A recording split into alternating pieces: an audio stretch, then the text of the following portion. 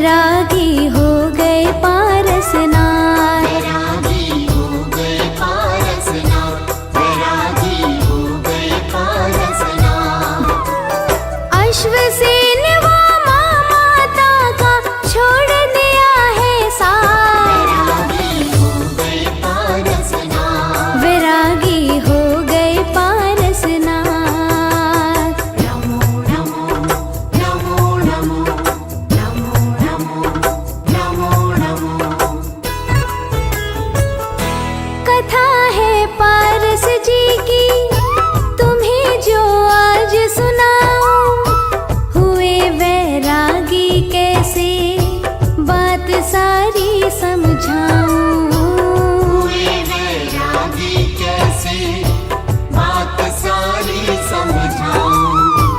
माता वामा के प्यारे पिता के राज दुलारे, छोड़ के राजमहल वो कैसे वन गमन पधारे।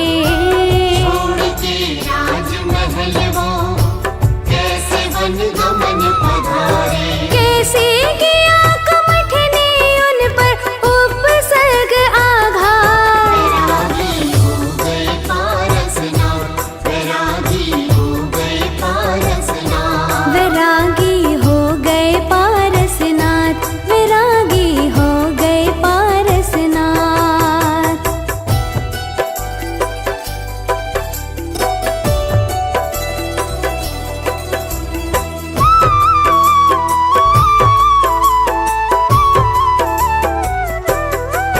एक बार की बात है, पारसनाथ ने अपने मंत्रियों संतरियों से कहा, हमारा मन वन विहार करने का हो रहा है, वन विहार की तैयारी की जाए। उसके लिए हाथी सजाए गए, उसके ऊपर सिंहासन रखवाया गया। पारसनाथ हाथी पे सवार होकर मंत्री संतरी और सैनिकों के साथ वन भ्रमण के लिए निकल पड़े। बैठ हाथी के ऊपर साथ में सैनिक लेकर चल पड़े वन की तरफ वो बहुत ही हर्षित होकर। चल पड़े वन की तरफ वो बहुत ही हर्षित होकर। बड़ा रमणीक था उपवन, हो गया मोहित सावन। नाचते मोर मोरनी, स्वर्ग सा लगता मधुवन। नाचते मोर मोरनी, स्वर्ग सा लगता मधुवन। फूलों के पेड़ों से हो रही खुशबू की बरसात। वैरागी हो गए पारसनाथ, वैरागी हो गए पारसनाथ। पारसनाथ जी अपने साथियों के साथ वन विहार का आनंद ले ही रहे थे, तभी उनकी नजर एक जलते हुए धुएं के ऊपर पड़ती है, जहां एक तपसी मोटे से सूखे से पेड़ में आग लगा के उसकी अग्नि में आहुति डाल रहा था।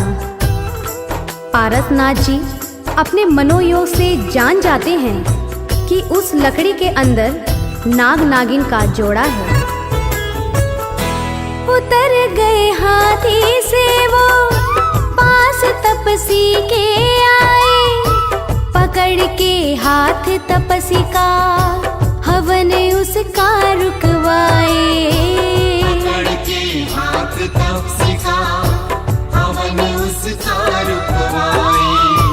तपसी से बोले पारस, तुम्हें कुछ ज्ञान नहीं है, तुम्हें तो पाप पुण्य की जरा पहचान नहीं है।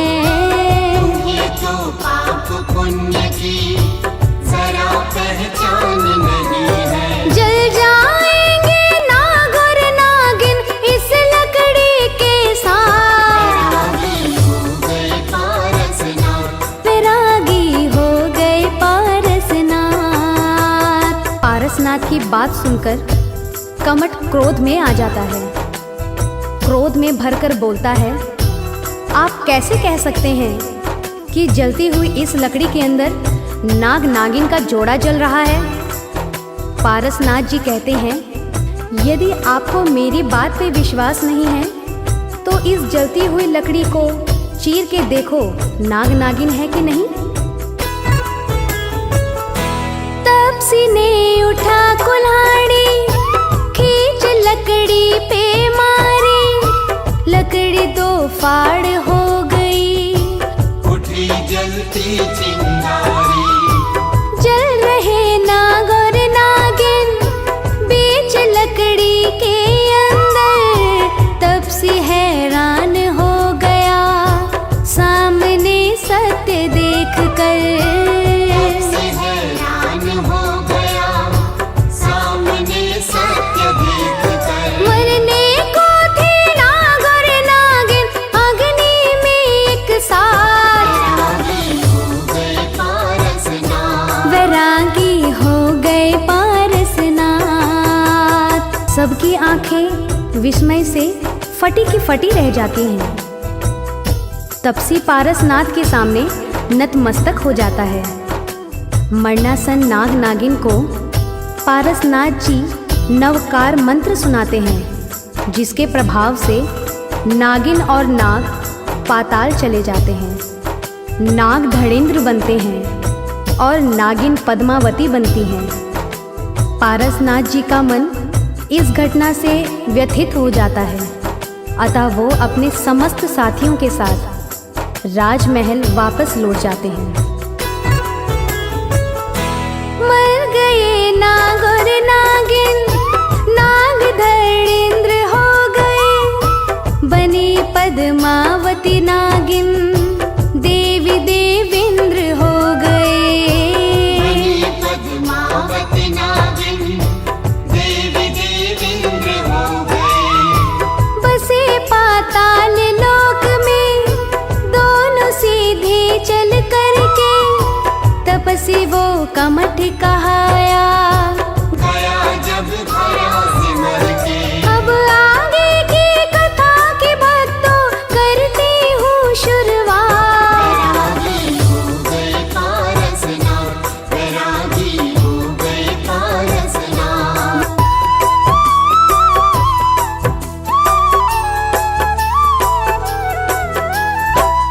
एक दिन अचानक पारसनाथ जी के मन में वैराग उठ जाता है। वो तप करने के लिए किसी विशाल वन में चले जाते हैं और कठोर तपस्या करने लगते हैं। पारसनाथ जी तपस्या में लीन हैं। आकाश मार्ग से वही तपसी जिसका यज्ञ पारसनाथ जी ने रुकवाया था, वही कमठ पारसनाथ को देख के पहचान जाता है। उसको पूर्व जन्म याद आ जाता है और वो बदला लेने की ठान लेता है। कमठ ने मन में ठानी, आज मैं बदला लूंगा, आज अपने दुश्मन को नहीं जिंदा छोड़ूंगा। चलाए तेज आंधियां और तूफान चलाए, कमठ पारस के ऊपर खूब पत्थर बरसाए। कमठ पारस के ऊपर खूब पत्थर बरसाए। बिजली चमकी, बादल गरजे और हुई बरसात। वैरागी हो गए पारसनाथ, वैरागी हो गए पारसनाथ। कमठ ने अपनी सारी शक्तियां आजमा डाली, परंतु पारसनाथ जी ज्यों की त्यों तपस्या में लीन रहे। आंधी तूफान पत्थर उनको छू तक ना सके। पारसनाथ को संकट में जानकर पद्मावती धड़ेंद्र वहां आ जाते हैं। धड़ेंद्र ने अपना फन फैलाकर पारसनाथ को ढक लिया और पद्मावती धड़ेंद्र दोनों पारसनाथ की रक्षा में लग जाते हैं। वही अहि क्षेत्र कहाए, बन गया तीर